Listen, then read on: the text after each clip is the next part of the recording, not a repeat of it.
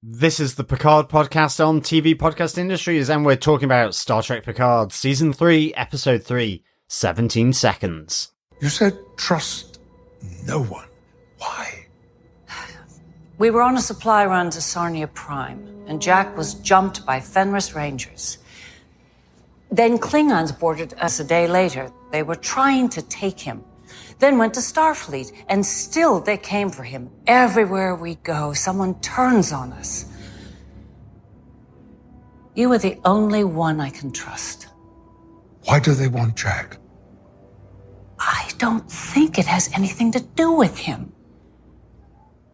I think it somehow has something to do with you. I know nothing about this Vatic. No, neither do we, but that's no bounty hunter ship. That's a warship with Jean-Luc Picard-sized enemies behind it.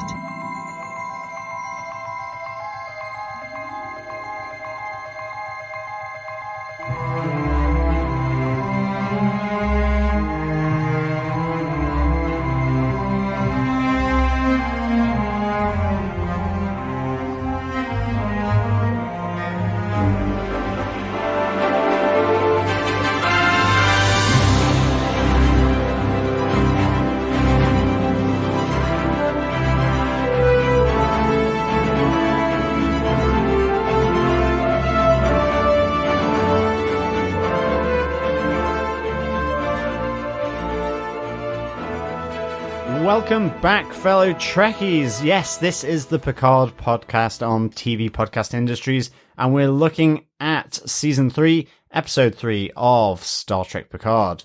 17 seconds, which is not how long this podcast will take. It'd be over already if that was the case. Exactly. But I am one of your trekking hosts, John. And I'm your other host, Derek. Chris is unable to join us for this episode of Picard, but that's okay. He'll be back next time. Yes. I forgot to mention on our last podcast, John, because we were doing so many podcasts, I completely forgot to mention it was our 750th podcast for TV Podcast Industries. Woo! That's a big number. We should celebrate the big numbers. Yes. 9 years, 750 podcasts, brand new website, just launched a couple of weeks ago. Yes, well. a new back end, so to speak, at yes. Misses. Absolutely. And I want to say a huge thank you to all of our wonderful patrons who've enabled us to get the new website. And a huge thank you to all those who reached out to me to tell me that one of our feeds wasn't working. Yes. It is now fixed. Everybody should now have access to the 6 episodes we've released since I changed over the website. So if it's not working, please email us. Just email me to feedback@tvpodcastindustries.com and I'll do some back-end magic and fix it. Well, that's it. With such a large overhaul, certainly at the back end, then there were a few technological issues. Dare I say it? The sensors were down, Yes. being interfered with by the nebula. Yes. That was the new back end. So, yes. But hopefully it didn't impact our fellow listeners and fellow Trekkies in listening to the podcast. Hope But not. if there have been any issues, just research again, because you can get it on, I guess traditionally was the RSS feed, Yeah. and also now with the new feed. Yeah, exactly. Double TV Podcast Industries. Yes, of course, we're talking to people that may not be able to hear the podcast, so there's no point. That is true. Telling them how to subscribe. If you can hear the podcast, you're subscribed, hopefully. I'm just shouting into a nebula, or should Yes. I say an anomaly? Ah, yes. Or should I say an anomaly? What did you say?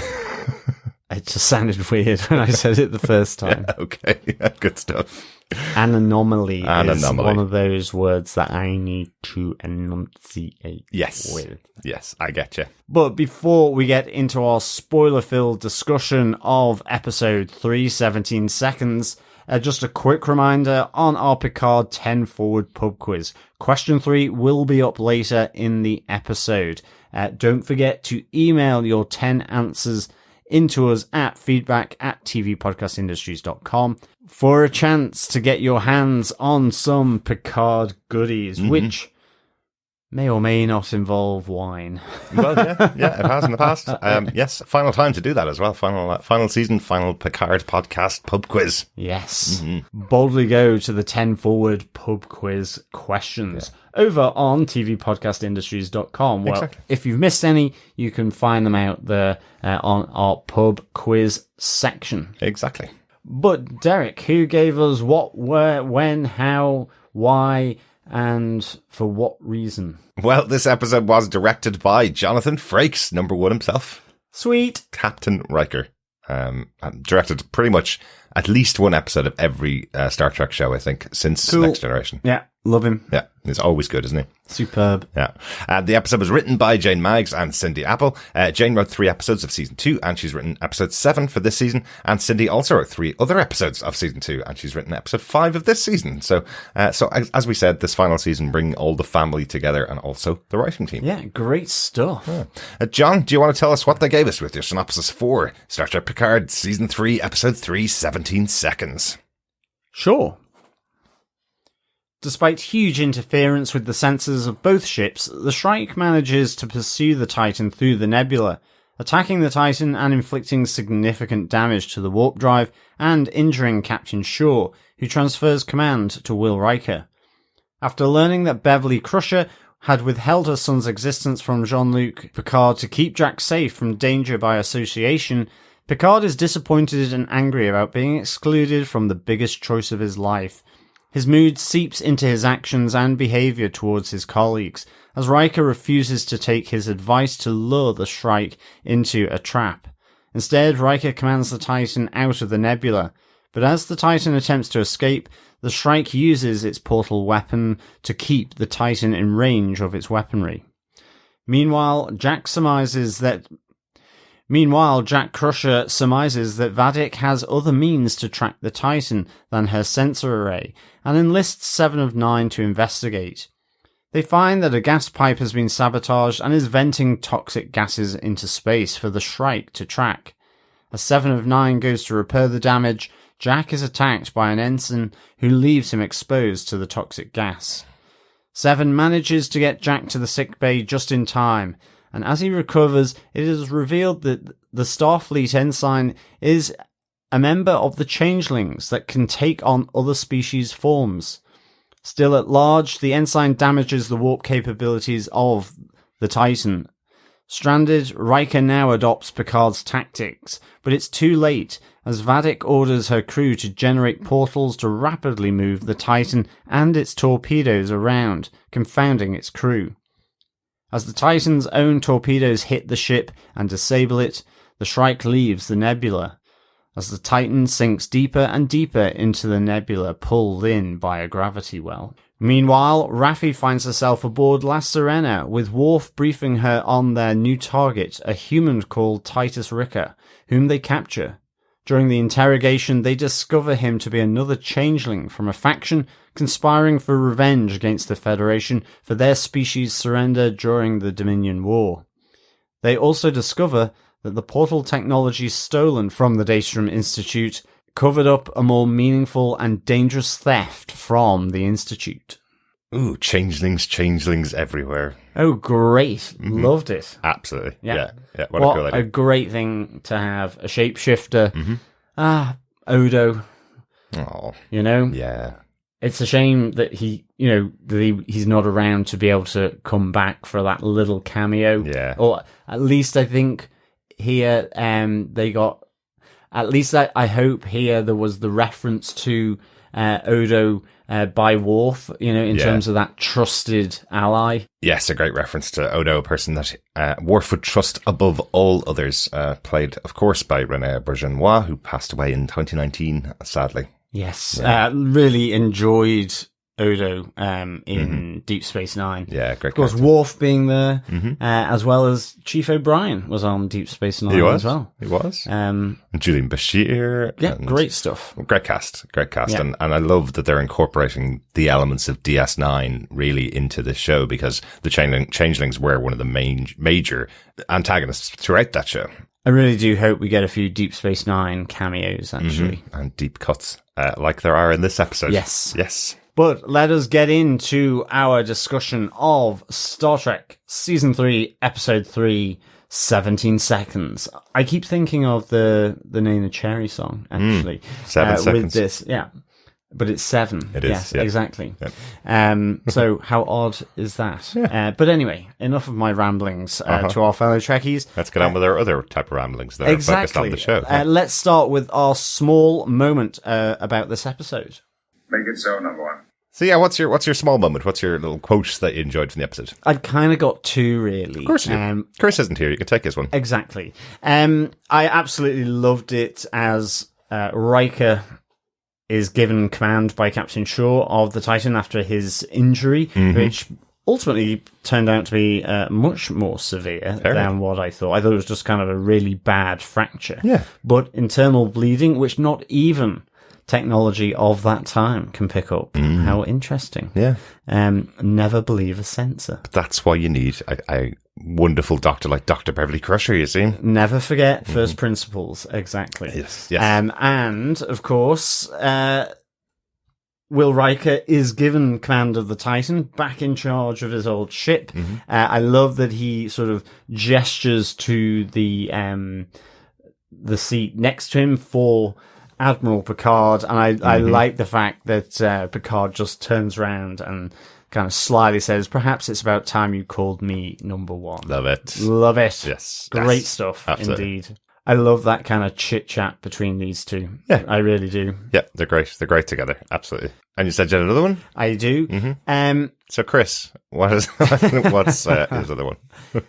Well, I guess it ultimately forms the basis of the title of the episode. But I loved both Riker and Jean-Luc in a time before toasting to Riker's new son and him becoming a father. And here we not only get the reference to 17 seconds in the turbo lift as Will Riker is having to head down to sickbay aboard the Titan because of complications, but also that's then repeated with Jean-Luc having to go down to the sickbay after Jack Crusher has come into sickbay unconscious from being exposed to the toxic gases from the sabotage pipes.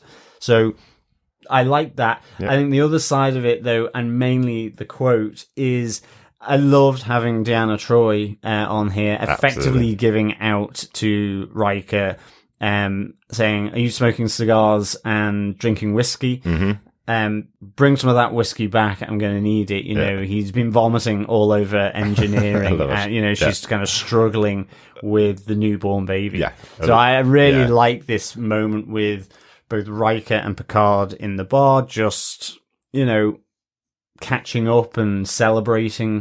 But then Deanna Troi popping on the screen to effectively give out and say, look, Dad, get back here now and give me a hand. Why are you allowed to go out and drink whiskey and have cigars when I haven't washed my hair in 3 days, basically? Yeah, exactly. Yeah, really like that. So really good. Yeah. I hope we're going to see more of Deanna Troi this season. We have seen her before, of course, in Picard, but I hope we're going to see her aboard the Titan at some point, potentially. Yeah, I hope so. That'd be kind of cool. Good stuff.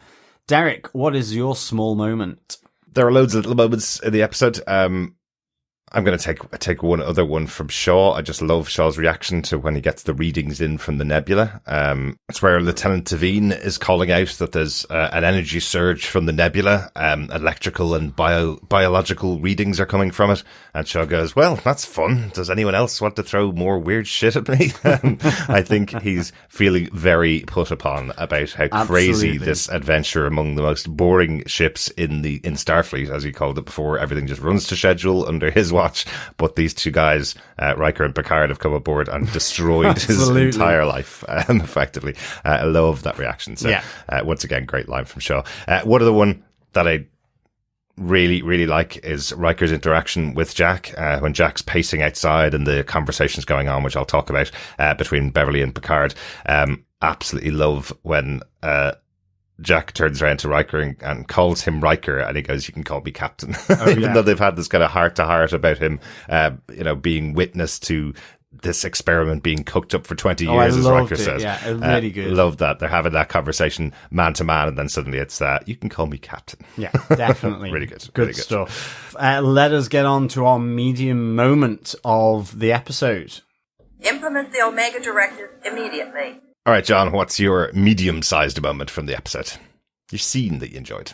For me, it's the big falling out, the argument between Picard and Riker here. I mean, I love all the loving stuff that they do and the nods to the past, and I love seeing their on-screen friendship. And I think it's made more by just the knowledge that they also have this, really good off-screen friendship as well from their time doing Next Generation. Absolutely.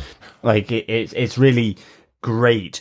It is, isn't it? And what did you think of the de-aging scene in this episode? De-aging is something that we know very well from the MCU stuff that we do, all the Marvel shows that we do. In this episode, you mentioned about, obviously, the scene that was broken into by Deanna Troi, but that was a de-age scene that's supposed to be just after the last Star Trek movie, I think. It's about 20 years or so beforehand. I thought it looked good. Yeah. I mean, I'm not looking at it as intricately to spot any issues. I mean, if it was just kind of like a blurry fuzzball atop the shoulders rather than an actual face and head, well then, yes, I would notice it. But I mean, to me, within the lighting and how it's done, it all looks really spot on to me. So I thought it was good. I kind of wish those special effects guys would walk around and de-age me everywhere I go, to be honest. A lot less wrinkles. Well, I certainly put on the smoothing effect on Zoom, for sure. Yes, of course. Yes, smooth and supple. It looks on Zoom, and then I'm like the portrait of Dorian Gray upstairs in the loft. Very good, very good. Or the attic. But yes, but getting back to my medium moment, all the lovey-dovey stuff, is great and so on, but it just simply can't be that all the time. And I love that they took this moment here. Picard is effectively annoyed, despondent, upset over his conversation about Jack that he's just had with Beverly. But I love the way how it just seeps in. You can see him kind of in his own thoughts, moping. And this builds through the episode with him, in a sense, despite him having just said, it's about time you called me number one, almost accepting he is the commander, the number one to Riker's captain. It's almost like he's so het up, he's so wound up that he now realized, well, I'm the admiral. You're just a captain. Yeah. And, he's advising Riker to kind of turn tail and attack the Shrike here. Yeah. Whereas Will Riker's like, no, we keep hiding in the nebula. We've done enough damage to the ship and the people aboard it. And we need to now keep them safe. Yeah. Is ultimately why he decides once the warp core has been fixed so that the Titan can go back to warp speed, they try to sneak out of the nebula and escape the Shrike. So I really liked how there's this constant battle of Picard saying, this is our only opportunity. We can only do it now. We need to make sure. It's almost like he's trying to relive the old days here. And then Will just saying, we've done enough damage here. We need to now make sure this crew is safe. And so is this ship. And so he's constantly going against, the advice of Picard here. And I was half expecting at some point for Picard to essentially pull rank here. I mean, I don't quite know what a retired admiral, whether you're able to do that. I doubt it, but I was half expecting him to say that. But in fact, it's kind of similar to what happened in the first episode with Shaw, where he's saying, I'm the captain of this ship. Yes, you can give me your information, but you're a retired admiral, you're a captain without a seat. It's my ship, my decisions, effectively. So now it's Will's ship and Will's decisions. But Picard does pull outranking officer on shore in episode 2, just very briefly, so I was half expecting to see that stunt again from Picard. What I like here is just how it builds through the episode, though.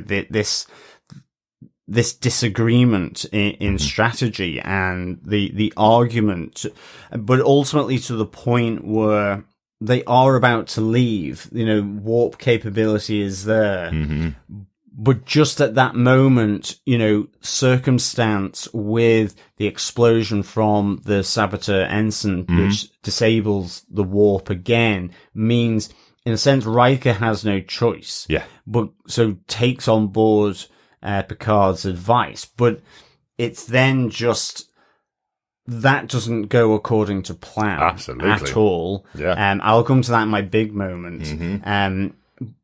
And I love the fact that with then the ship totally disabled, being pulled in by the gravity well of this anomaly now, not a nebula, that Riker is really, really pissed here and just turns to Picard to say, remove yourself from the bridge. You've killed us all.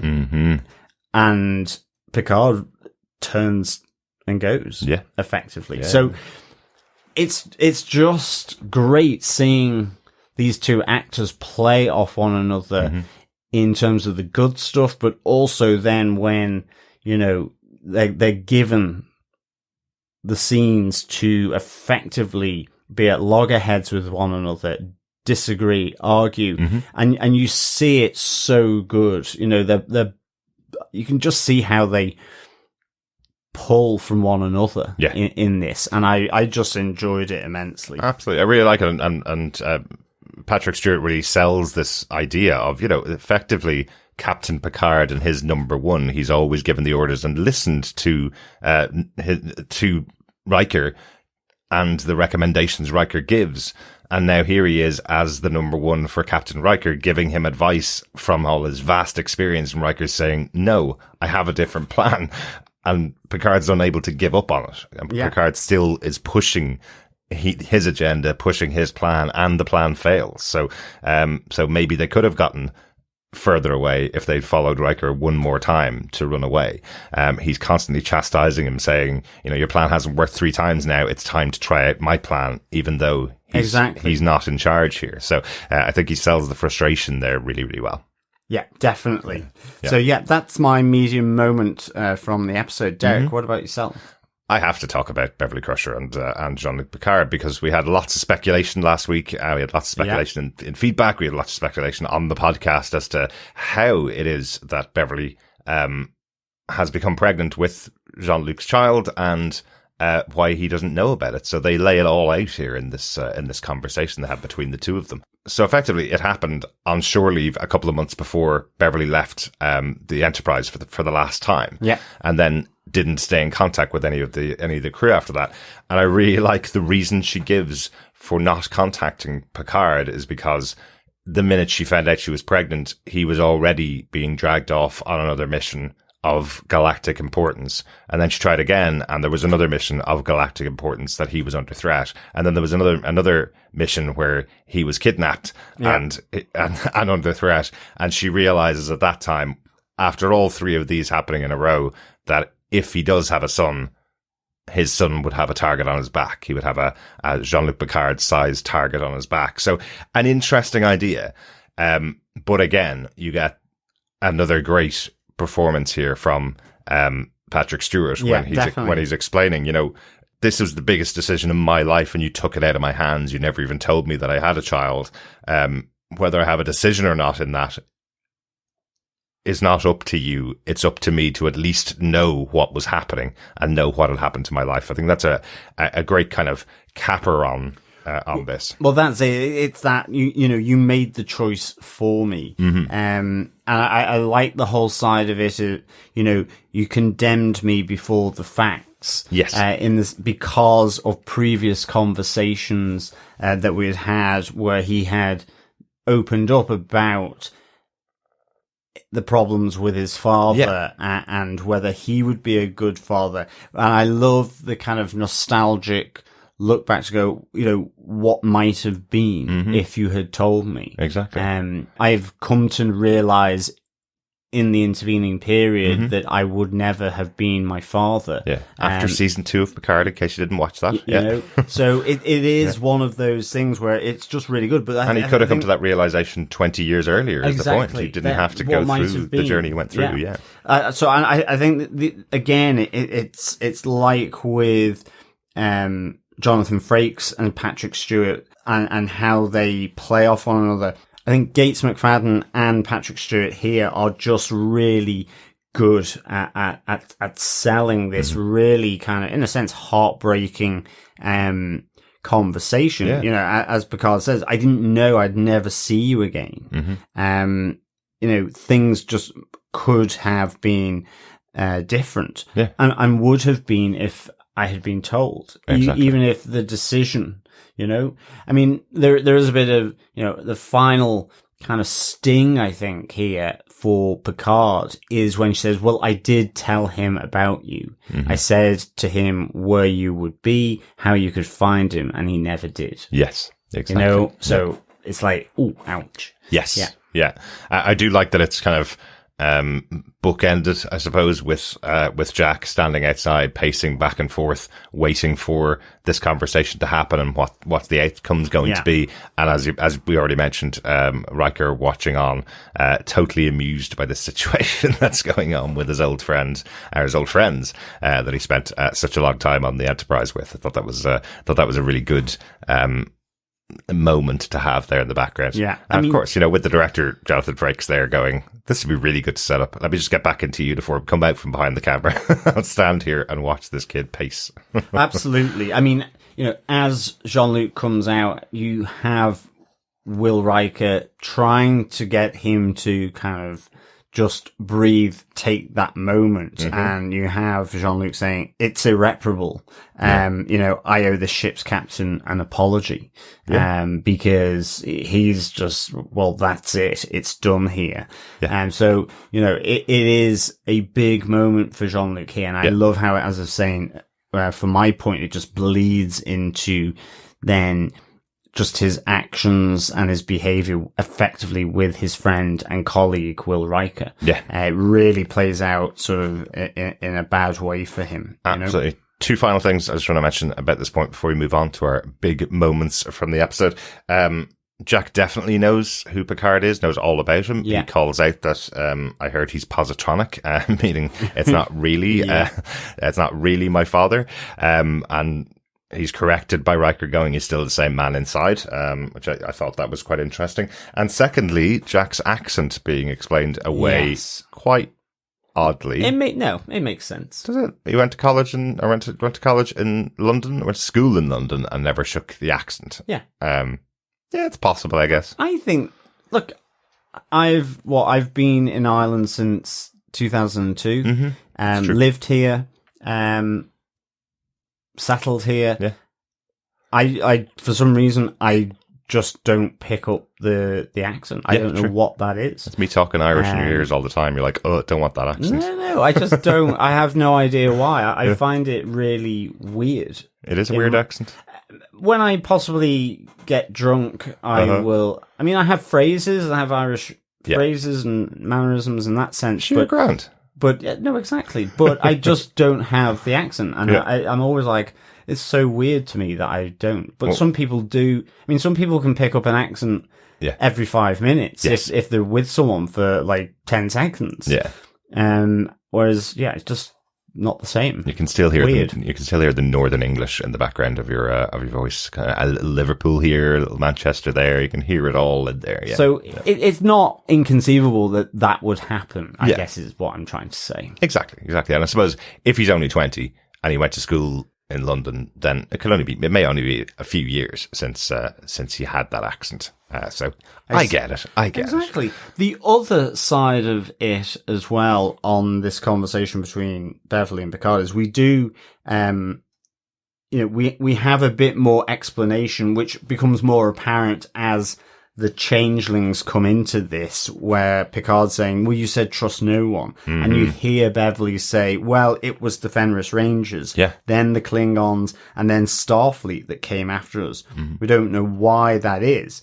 But for Beverly, it's, for some reason, somehow has something to do with Jean-Luc. And it whether she believes that, I don't know. Whether it is, I don't know. It's just a Picard-size antagonist is coming for her. Exactly. Yes. And it's supporting her previous, their discussion about why she didn't tell him. Exactly. Say, you know, I didn't so I could protect Jack from being embroiled in everything that surrounds you, you know, which is bad and would put a target on his back. So I kind of think, you know, but it's interesting when she recounts, as Jack did, about the different species that are coming after them. Exactly. No rhyme or reason as to why either.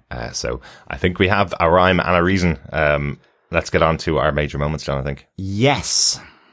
We must face the ramifications of the Prime Directive. So about you, John, do you want to kick us off with your major moment from the episode, your Prime Directive? Yeah, my big moment is Vadic. Captain Vadic plays Portal, effectively, the game Portal with the Titan here. Yes, he does. Just referencing Valve's the game Portal. Awesome. So I really enjoyed this. These moments where it's like she's playing with the Titan. Absolutely. And it's even to the whole thing with the Shrike, as I really like the idea of that. And right at the start, you see Titan chasing into the nebula after the Titan. And I love how Vadic's, you know, that precision of her attack instructions and how they're, you know, being so strategic and just firing off a few laser beams, torpedoes at the Titan. You know, Riker, Picard, sure, they have no idea, that they don't understand how, with all the sensor disruption, she's able to still be tracking them through this nebula. So I loved how it just plays to how she described her ship in sort of loving, glowing terms in the previous episodes. And you then see, you know, that first escape that the Titan makes from the nebula almost gets there, and effectively she puts it into a feedback loop with this portal technology, which was just really, really good. So it ends up effectively where it started from, with the Shrike there, you know, and I think just the end moment after Riker is effectively left with no alternative but to take on Picard's advice to inflict you know, an attack because there's a window of opportunity to fight, that she just turns that around, where they think that they're creeping up on her to fire effectively all they've got at the engines. She opens a portal so that their own torpedoes do exactly that damage to the Titan, disabling it, leaving it rudderless in space as it just gets pulled by the gravity well of this anomaly. I think, you know, what's interesting here, though, is that once that's done, the Shrike turns away and leaves. Well, yeah. And that's kind of really interesting, because the previous episodes you have Will and Picard with Jack saying they're not going to destroy the ship because they want you. Yeah. They're after you. And then Jack's still on the ship. It's effectively being pulled to its destruction. As Riker says to Picard, you've killed us all. Maybe. And they've gone off. So the question here is, well, is it actually Jack? Because with everything else happening and being exposed around the changelings, is it more to do with having to get someone like Jean-Luc Picard off the chessboard Maybe. Of whatever is being conspired up. Yeah. You know? Yeah, maybe they wanted Jack to tempt Picard to come and save him effectively. So maybe it was something like that, and now they have another option. But what is really interesting about this gravity well situation and the readings from the anomaly, remember earlier on, as I mentioned, possible electrical and biological readings are coming out of this. So that also could be very connected to the changelings as well, because they were connected to the founders who were inside the wormhole in DS9. So, so potentially the biological readings that they're reading could be the changelings.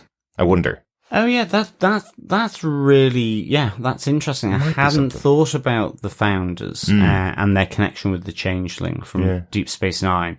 And I mean, I'm just trying to recall now. But Wesley Crusher isn't a founder, is he? No. So it's not like they'll suddenly find Wesley in there. He was like a watcher. He was a traveller. A traveller. Yes. That was it. Yeah. I remember we did see him in season 2. No, exactly. But it would be nice to see Wesley again. It would. That is a moment as well with the argument between Beverly and Picard, where she does mention she lost her parents, she lost her husband Jack, and she lost Wesley, all to the stars that Picard worships. I love that line from her. So another justification why she wouldn't put Jack Jr., let's say, in that position. It's really good, but that's what I loved about this. Again, you get it in snippets through this episode. First with the chase by the Shrike. Then that first attempt to escape the Shrike, and then finally where that opportunity for the Titan is completely turned on its head by Captain Vadic. It's so cool. Yeah, it was really, really good. Also love Jean-Luc effectively has been scared by Vadic's message that we heard earlier on in the season, where she described the Shrike as being as picking at him like a bird of prey does, and she's going to pick at us over and over again until we surrender. That is what she's going to do. So we need to attack right now. You know, so that is another part of his aggression or his aggressive tactic here. So really like that. Good stuff. Definitely. Good stuff. Derek, what's your big moment? We have mentioned it throughout the episode, but we have the big reveal of the major enemies for the season, the changelings. What I love about this is it's effectively, we're going to be covering another show that's going to be doing this later on this year, Secret Invasion from Marvel. These are a group of people who can impersonate anybody at all. Don't trust anyone, as we heard from Beverly Crusher at the beginning of the season. But for some reason, it hadn't crossed my mind that that's who they could be bringing back, because they were the major antagonists in DS9. They went through most of the last few seasons with the Dominion War, which is a massive war with the changelings as the leaders. And it was kind of resolved at the end of the season, in a way, at least. They had arrested the leader of the changelings. All the rest of them had effectively put away the weapons and gone away to the Gamma Quadrant. So you kind of thought that was the end of the changelings. They haven't been used since in any other show, interestingly. No. So it's great to have these antagonists back. And again, they could be anybody, as called out by Beverly. They took the form of Klingons. They took the form of Starfleet. So there's somebody there. We see in this episode, one of the ensigns on board the Titan is a changeling. He's there and he's doing their bidding effectively from inside. He's the one that looked very suspicious that I saw on Titan. That's right. Episode 2. Yeah. So I knew it was something about him. I wasn't expecting it to be a changeling. Exactly. But I really liked how you just get that moment as 7 of 9 and Jack are sort of working through investigating his hunch as to why the Shrike can and is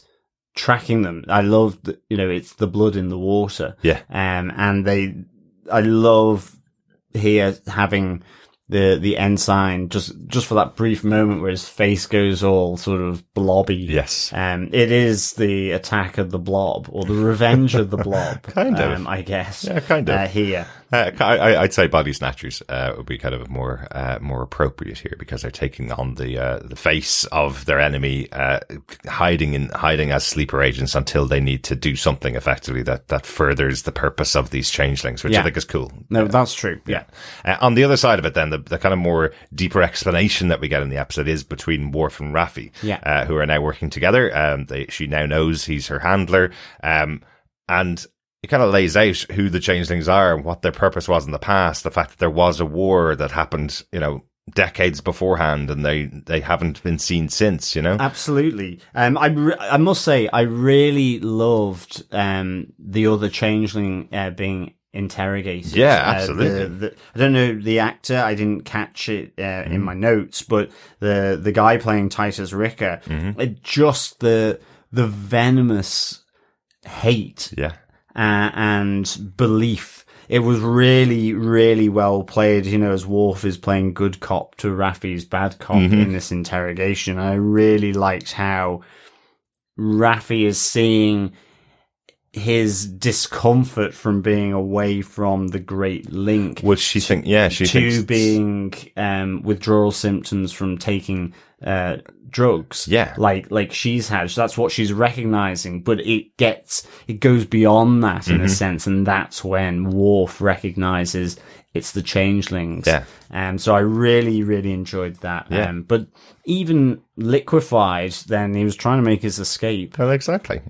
And I suppose that's the interesting thing. The changelings themselves have to return to this thing called the Great Link to kind of refresh their powers and their abilities to come back out again. So if they stay away too long, this is what happens to them. The connection gets broken. They can't keep their form for that long.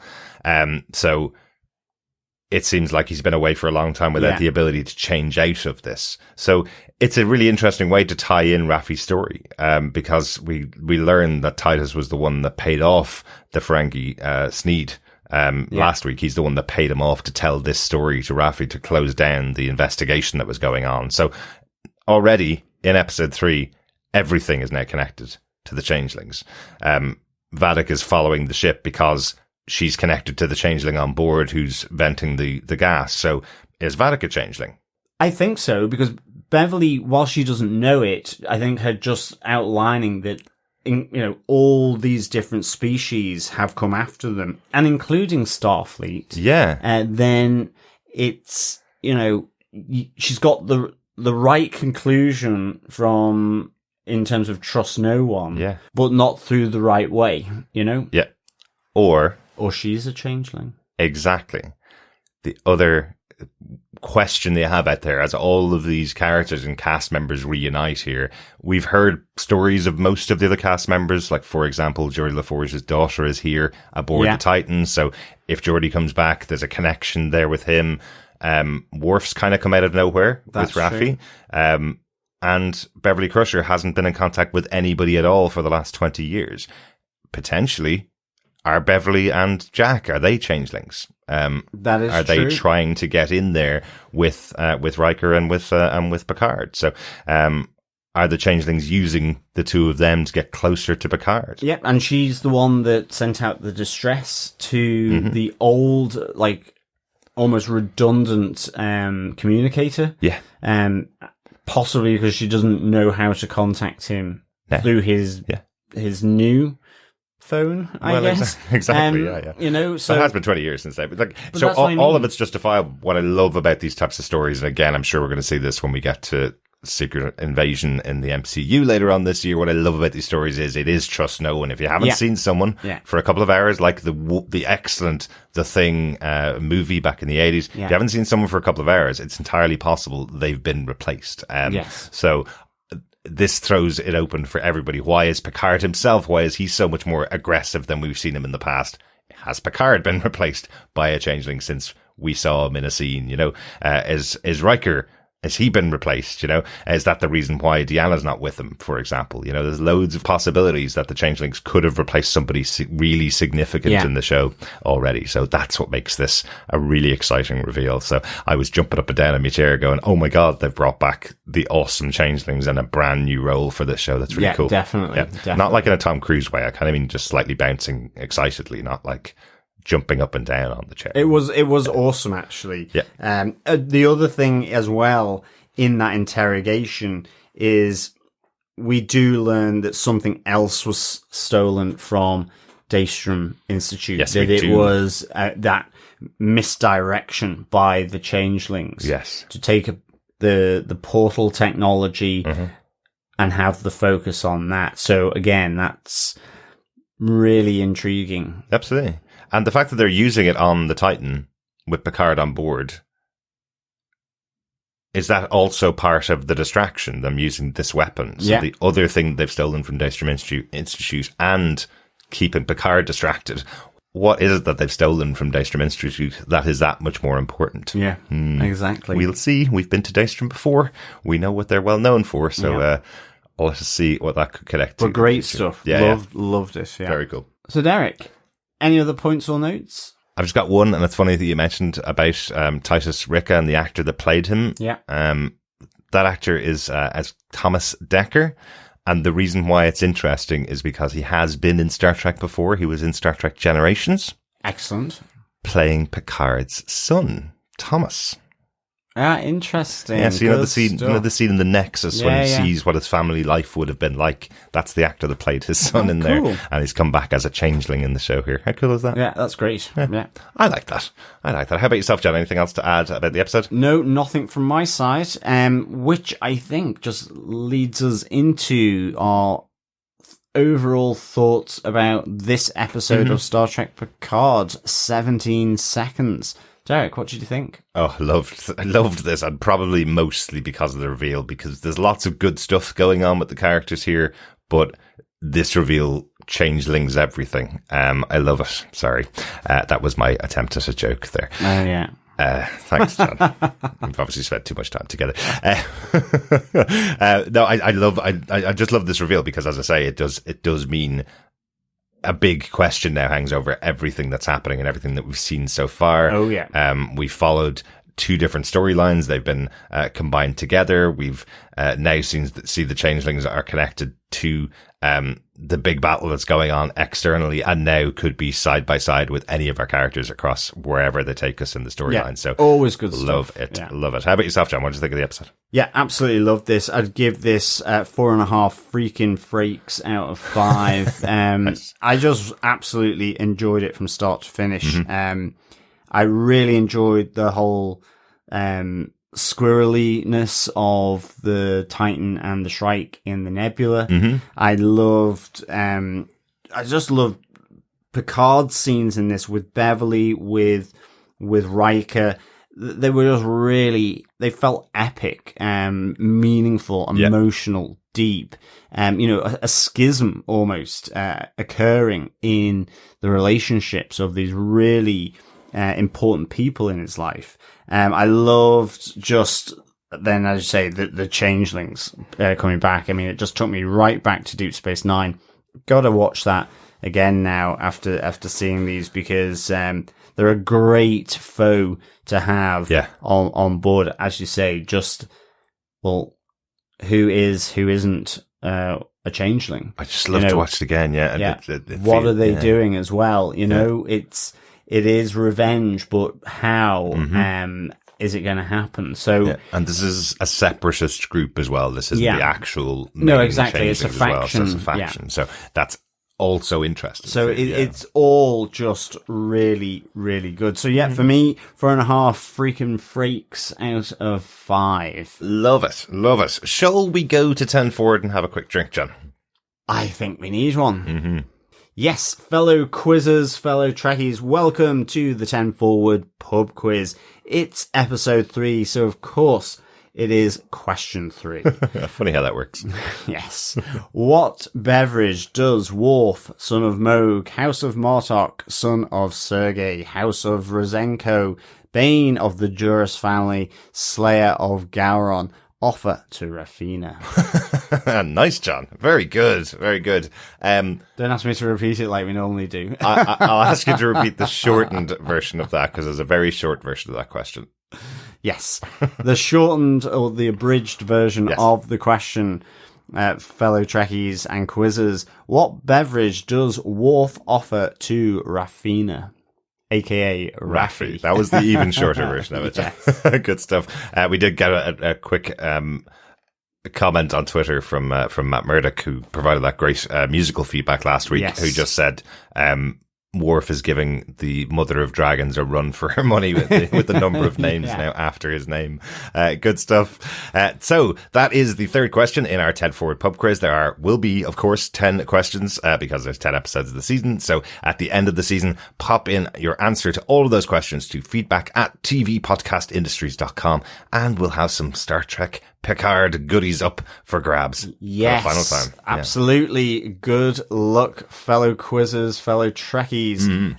But let us get into our feedback section with some feedback, thoughts, theories, observations from our fellow Trekkies. If you want to send in your thoughts, send them in to feedback@tvpodcastindustries.com, or you can join us over on our Facebook group at facebook.com/groups/TV Podcast Industries. If you want to hear your voice on the podcast, you can, of course, record a clip of yourself on your phone and email it into us, or you can go to our website at tvpodcastindustries.com and record up to 90 seconds of your thoughts about the week's episode. We'd love to hear from you. Yeah, that'd be great. We'd love to hear somebody test out the new recording functionality on the website. So go to tvpodcastindustries.com, hit the little microphone button at the bottom, and you'll be able to get that. Yes. Testing 1, 2, 3. 1, 2, 3. There you go. Exactly. That is exactly what we want. Although we'd like some actual thoughts about the episodes. Yes, of course. We could do it ourselves. We could. I'd like to hear from one of our wonderful fellow listeners, or many of our wonderful listeners. Yes, me too. For sure. But first up, we have some Facebook feedback.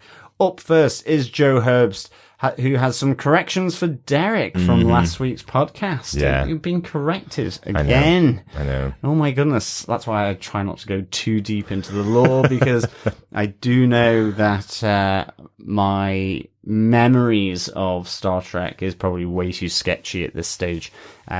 But Joe Herb says, I'm still not loving this season, but rather than complain, I'll just note that when you all refer to the movie Star Trek Insurrection, I think you mean Star Trek Nemesis.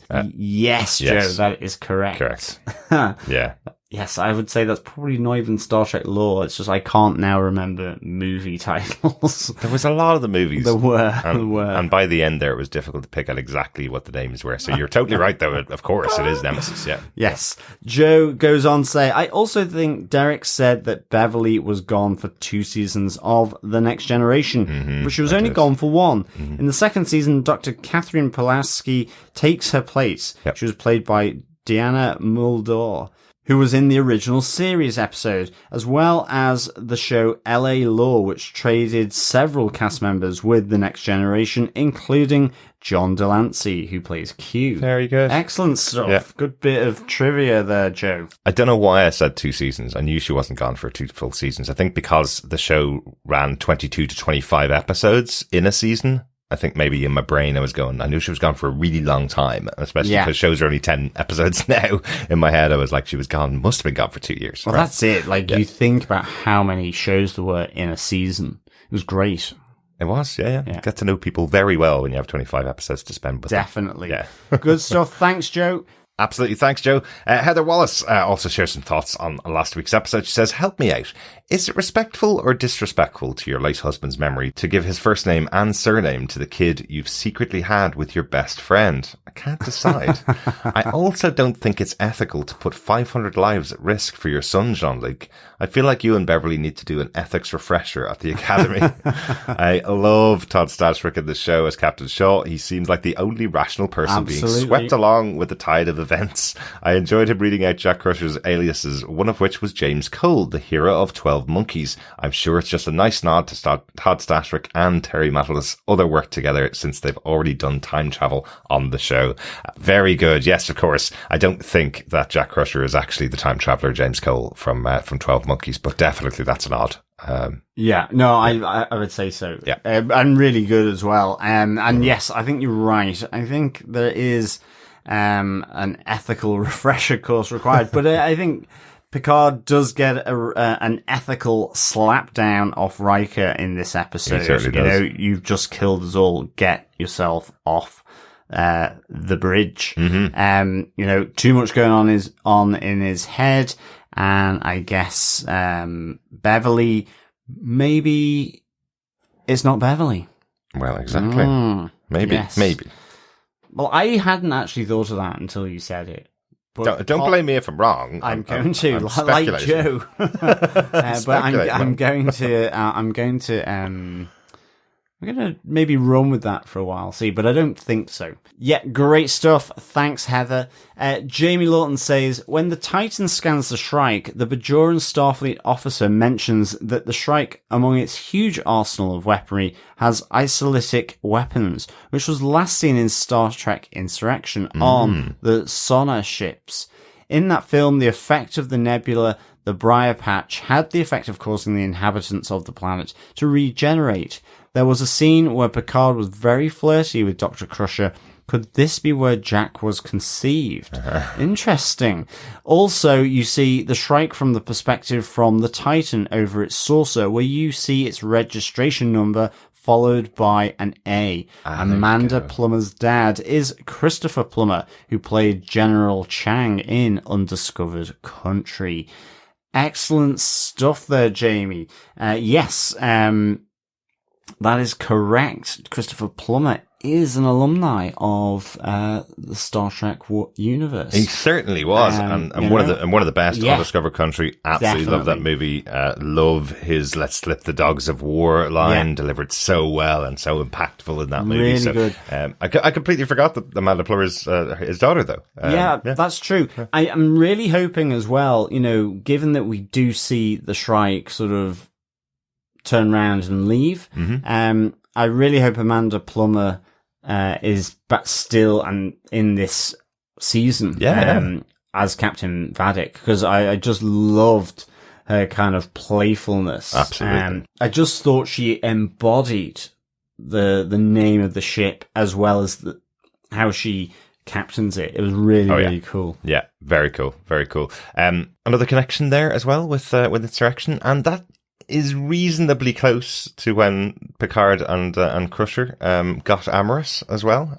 Definitely. Yeah, so that was the last movie mission that we saw, and she's saying that the last time that she was aboard, a couple of months before the last time she was aboard the Enterprise, is when they went off on shore leave. So, but interestingly, I suppose the other Easter egg from the episode is that the planet she mentions that they go on shore leave to is actually the planet that Worf and his wife Jadzia Dax were supposed to be having their honeymoon on. Yeah. So that's a nice little connection there. Lots of obscure planets, mostly from DS9, were mentioned from Beverly Crusher. So yeah, good stuff. Thanks, Jamie.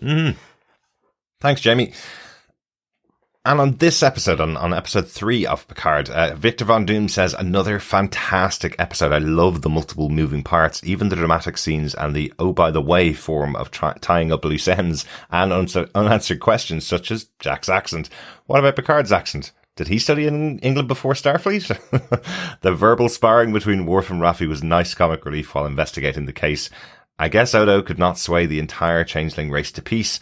Could Captain Sisko return from the Prophet Ether to intervene? Not likely, just a wild thought. The portal weapon is quite the defensive and offensive weapon. Vadic using it to have Titan shoot itself in the rear was chilling. Riker should have reinstated Seven upon taking command. I look forward to exploring the gravity well. Could Vadic be a changeling? Fine direction by Frakes as usual. Absolutely, Victor. Completely agree. I think Jonathan Frakes is just awesome. Such a good job. As a director. Really enjoyed his direction on multiple episodes now in the Star Trek universe. So really enjoyed that.